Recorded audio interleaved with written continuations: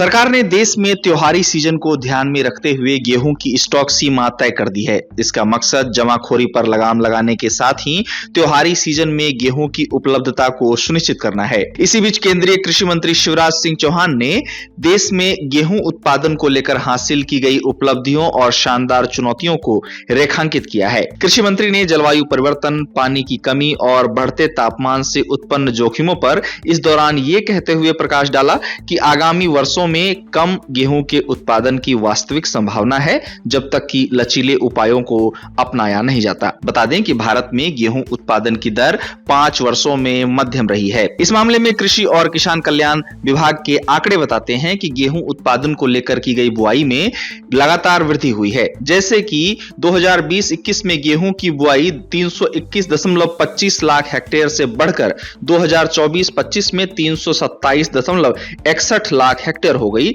जो कि 1.29 के CAGR को दर्शाता है। अब इस अवधि में गेहूं उत्पादन की बात की जाए तो इसमें भी वृद्धि हुई। इस अवधि में गेहूं का उत्पादन 1095.86 लाख टन से बढ़कर 1175.07 लाख टन पर पहुंच गया, जो कि 1.76% की CAGR से आगे बढ़ रहा है। इस तरह उपज वृद्धि अनुमान के मुताबिक धीमी रही, जो 3521 किलोग्राम हेक्टेयर से 3587 किलोग्राम हेक्टेयर से चलती है। केवल 0.46 की CAGR के साथ क्षेत्र और उत्पादन में विस्तार के बावजूद उत्पादकता चिंताओं को उजागर करती है। इस दौरान कृषि मंत्री शिवराज सिंह चौहान ने कहा कि भारत वर्तमान में दुनिया के प्रमुख गेहूं उत्पादक देशों में से एक है। चौहान ने इस दौरान कहा कि पिछले एक दशक में कुल फसल उत्पादन में 44% की वृद्धि हुई है। हालांकि अपनी इन्हीं बातों के साथ कृषि मंत्री ने कहा कि इन स्तरों को बनाए रखना मुश्किल हो रहा है।